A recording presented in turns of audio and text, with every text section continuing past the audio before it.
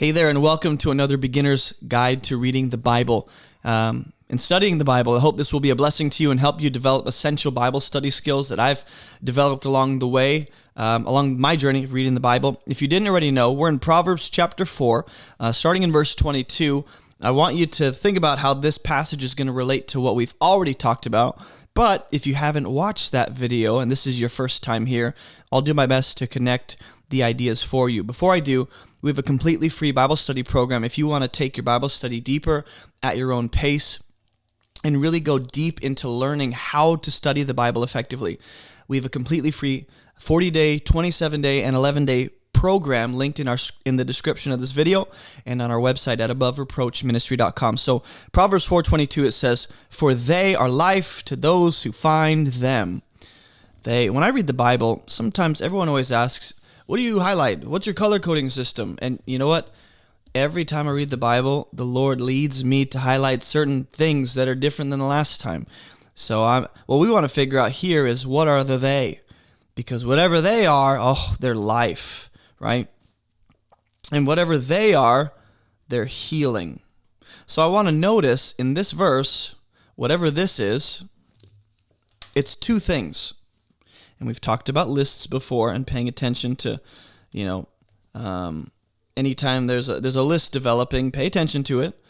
This is life to those who find them and healing to all their flesh. Okay, the they, if you read before this is what we do when we read the Bible. We want to connect the passage of Scripture to what comes before it and then what comes after it. What comes before this is that Solomon, the wise king of Israel, he is telling his son to be attentive to his words, to incline his ear to his sayings. In other words, the wisdom Solomon is putting forth, which is always going to find its origin in the Torah. That's what Solomon is saying. This wisdom I'm telling you to keep in your sight and keep in your heart, they are life to those who find them. Now, what we need to pay attention to here is there's a word for. And pretty much every episode we've had so far, I've told you to pay attention to this word for, because what it's doing is it's connecting the previous thought with what's going on currently. Okay? So he did say, don't let them escape from your sight. Keep them in your heart. And then the word for notes because, or here's why, they're life to those who find them. Obviously, if something gives life, when we find it, we probably don't want to let that escape our sight and especially leave our heart. Okay, so he's telling the son why he should do what he told him to do. Here's the what. Here's what I do when I read the Bible if I notice, things like this. Here's the what. Here's the why. Here's the why, okay? What is the knowledge or the command? Why is the understanding behind it? So it's healing to all their flesh. What I think is peculiar here, I'm going to highlight it in yellow for no specific reason, except that that's the only marker I have, is that this wisdom Solomon is putting forth is healing specifically to the flesh of those who find wisdom. Now, when you read the Bible, you're reading meditation literature. You're reading, the Word of God that is designed to be thought through and meditated on, and you want to think about, why is the flesh, the body, right, specifically said to be healed, wisdom brings healing to the flesh, to the body. Wouldn't you think wisdom has and this is what I do when I read the Bible, is I meditate, I think through these things, I ask questions. Too many people, or, I won't say too many people, but a lot of believers read the Bible too fast, and they don't really spend the time thinking and meditating and asking questions.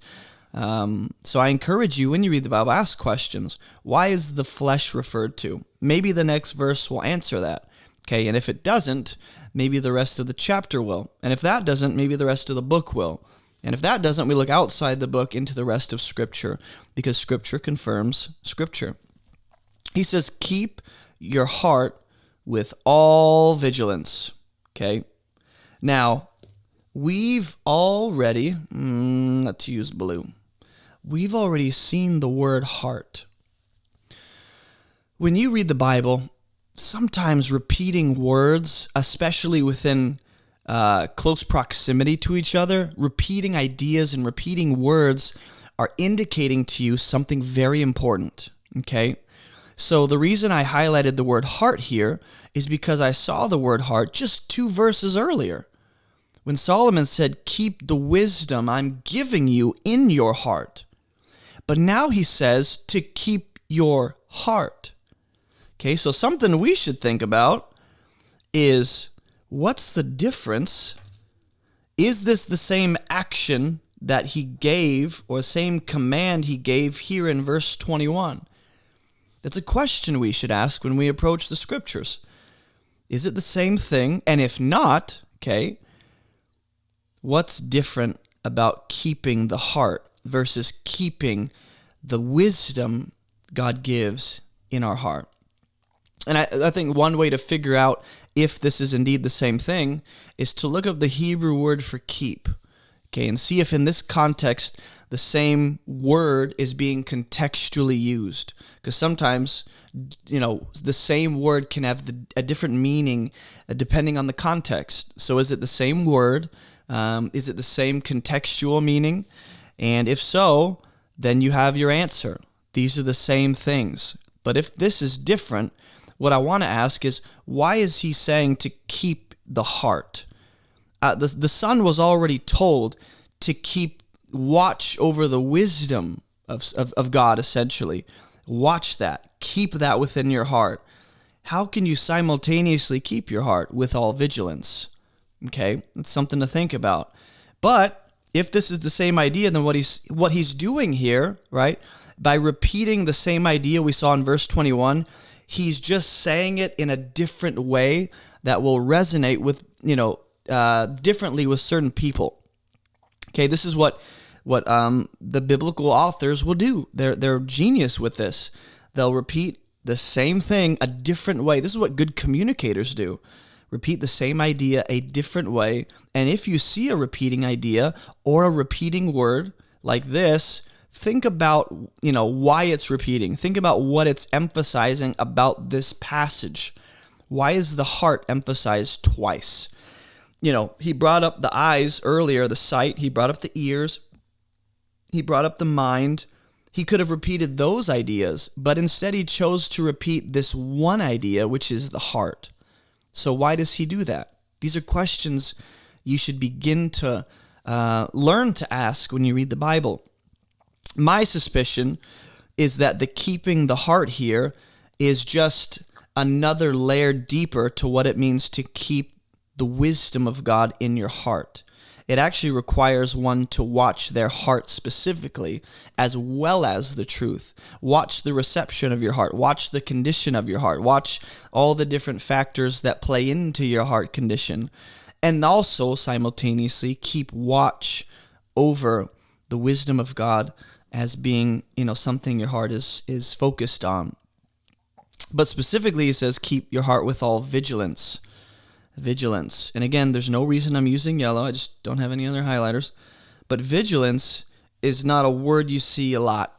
So it's something that makes me go, I'm going to highlight that. And again, I said this in the last episode, but when you read the Bible, certain ideas or phrases will trigger your memory to recall other places in the Bible where you've seen that phrase or that idea, right? So I can't think off the top of my head where I've seen the word vigilance. I think in one of the prophets, it talks about the watchman being vigilant and watching over the city, watching for enemies coming upon, over the hill, watching vigilantly in the nighttime, right? There's this idea. And so could that idea, and here's why I bring it up, could that idea of a watchman vigilantly watching over a city, could that bring clarity to what it means to keep your heart? And I believe the answer is yes, especially if it ends up being the same Hebrew word and the same idea in both contexts. But vigilance also, it emphasizes, he could say this, I'm going to block this word out. He could say, keep your heart, and that's it. Why that? Why the additional description of vigilance? The way to keep your heart is vigilantly. So what I do when I read the Bible, when I notice that, I go, he could have just stopped at keep your heart, but he didn't. He said with vigilance. That means, all right, this is how. How to do what? How to keep your heart vigilantly. Now the word for appears again here. The word for.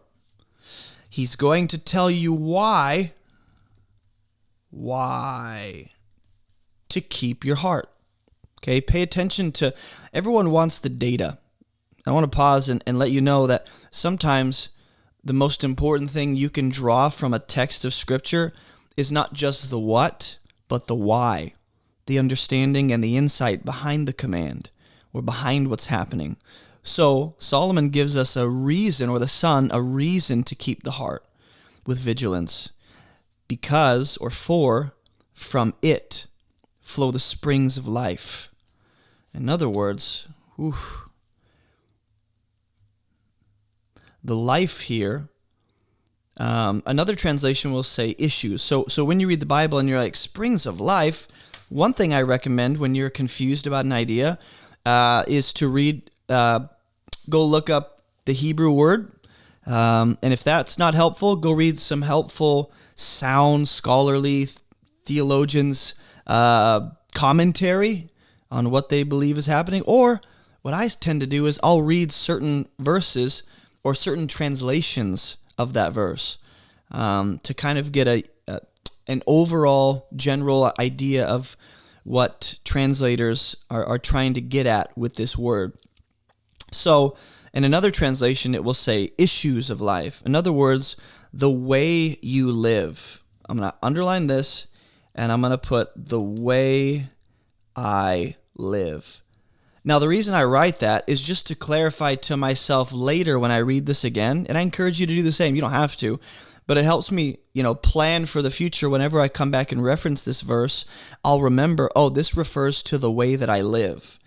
And the way I live flows from my heart, okay?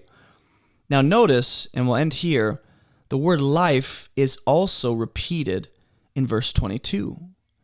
Does that emphasize anything about this section of Scripture right here?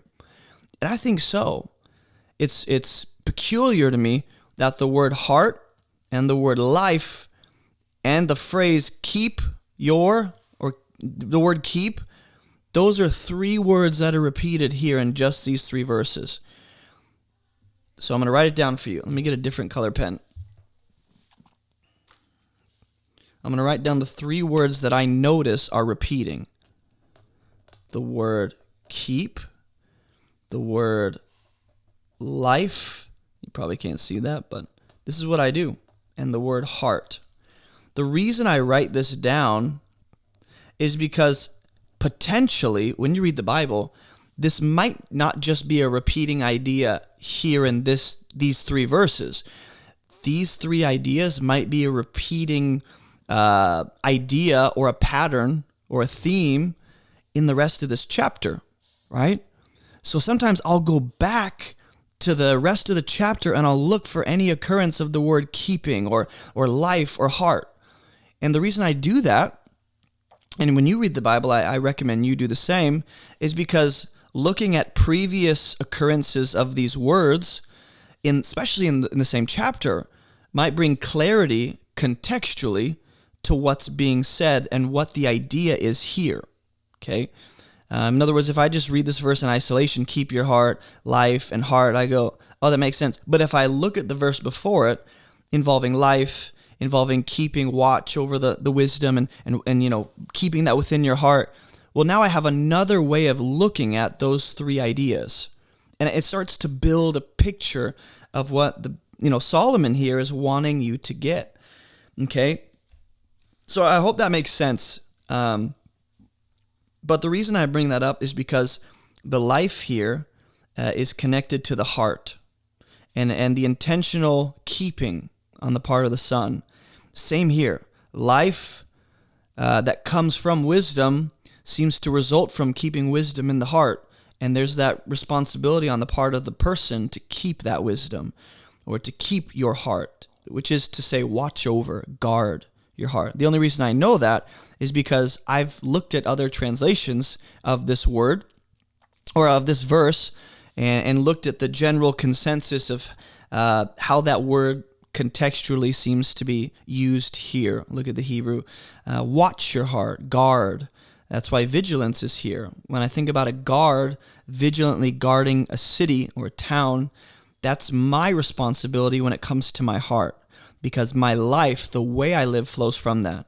And wisdom will lead me into abundant life and be my life if I guard that in my heart. So I hope this has been helpful just in you, in terms of you thinking about how to think through the scriptures, how to reason. I think a lot of people want to learn just this formulaic, robotic way of reading the Bible, but everyone is going to approach the scriptures a little differently. There are some general principles that will stay true all across the board. Like, this is wisdom literature. Like, this is something to be meditated on. But the way you're going to meditate on it and the way the Spirit of God leads you to think about that verse is going to be just different than the way I am. And so I hope I'm just giving you tools for your own personal Bible study journey and relationship with God. Again, if you didn't already know, we have a completely free Bible study program linked in the description below and on our website. If you want to go much deeper into learning how to read the Bible, and I'll see you guys in the next Bible study walkthrough.